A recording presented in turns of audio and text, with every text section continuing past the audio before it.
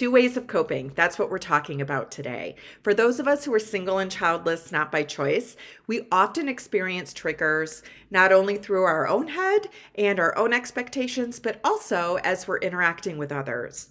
As well as the fact that many times we're invited to certain things because we have family, because we have supports that can be a bit difficult to go to. And when we think about coping, there's two different types of coping that I want you to think about and that I want you to be prepared for. The first one is in the moment coping. So these are things that are more unplanned. This might be you're having a conversation with somebody and somebody brings something up. This might mean that you're scrolling on the internet and you see some kind of announcement, wedding announcement or baby announcement that feels particularly painful to you.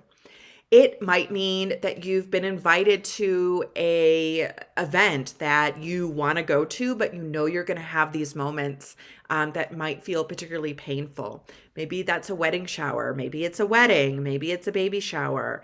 Maybe it's a child's first birthday, Mother's Day, right? Those of us who are single and childless, not by choice, we can definitely name off quite a few of those. So when you know that you might be experiencing some triggers, it's important to have a plan. So I'm going to give you some ideas of some coping skills that you can use in the moment when you're not expecting to feel triggered.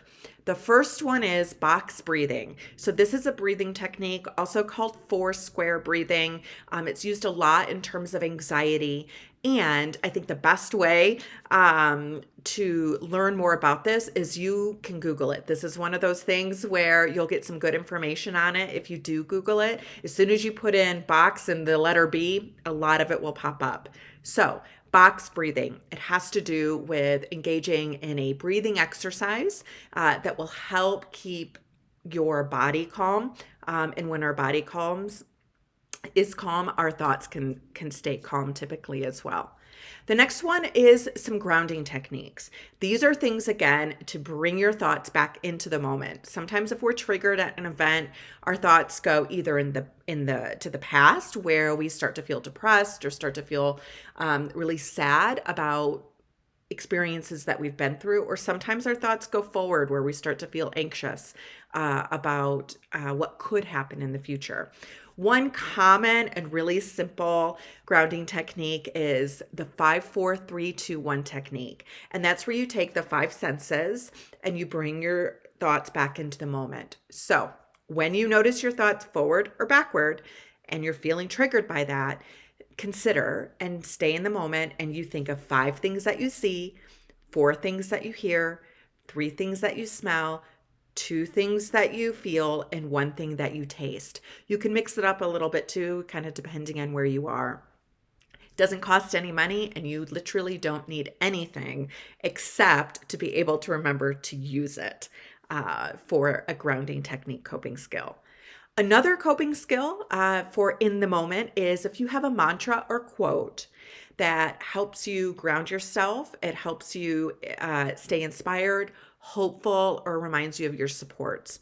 So a real suggestion would be, Google inspirational quotes and a whole list will come up, and then choose one that's easy to remember and that you can tell yourself in the moment. And so when you're feeling that trigger, you can just tell yourself that everything's going to be all right. I will accept the things that I cannot change. It's okay to not feel okay in this moment. Whatever works for you. So in the moment coping techniques, again, this would be the equivalent if you were having or experiencing a physical trigger or physical pain, you might take a Tylenol or you might take something in the moment in order to cope with that. The other type of coping that is equally as important is more proactive coping. This might be the equivalent of taking your vitamins every day in the physical world. You are engaging in these activities in order to give yourself more distress tolerance and to be able to kind of bring your mood and bring your thoughts up a level that gives you more runway when you start to feel triggered. So let me give you more information and let me explain. These are things that can assist you with managing kind of ongoing self-talk, This can help you manage expectations, and this can, again, like I said, this can help you sort of increase your distress tolerance. So if you do hear something or you do scroll across something, you kind of have this baseline way of taking care of yourself where if you see something one time, you might be able to handle that and tolerate, but it'll take more of a trigger in order to dysregulate you. So this is proactive coping, the equivalent of vitamins. What are some examples of this? Journaling. Journaling is a great example of something that you can do daily that can help release your feelings, can help get your thoughts in place, give you more clarity, and prevents feelings from getting stored in your body. When things are more stored in our body, we hold on to those and it eats away at our distress tolerance. So journaling. The other thing that can help is daily meditation practice or daily guided imagery practice. Again, things that will give your thoughts practice of thinking a certain way. As I've said in some other videos, we are socially conditioned as women to believe we should be married, we should have children. And when we're not, we are fighting a lot of kind of societal messages that we receive. But because we've been receiving those messages for decades, a lot of that is ingrained inside. So we have to combat our own self-talk. And some guided imagery or some meditation can help kind of clear our thoughts for the day. And it allows us to set an intention of how we are going to think about ourselves and our situation.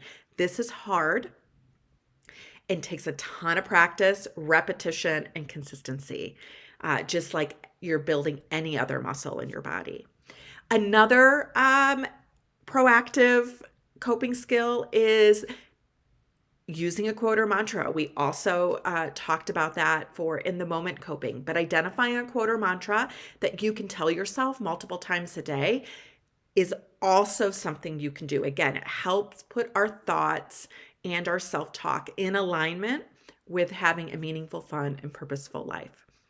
And when we start to notice that we're having some of those negative self-talk, we have something readily available that we can replace it with. So, in the moment coping and proactive coping, have some go-tos for both.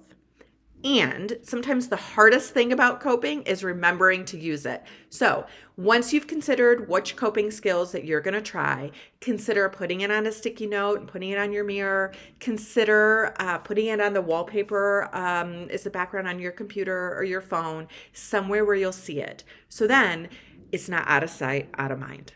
Follow Saunders Sisterhood for more tips for the single and childless person.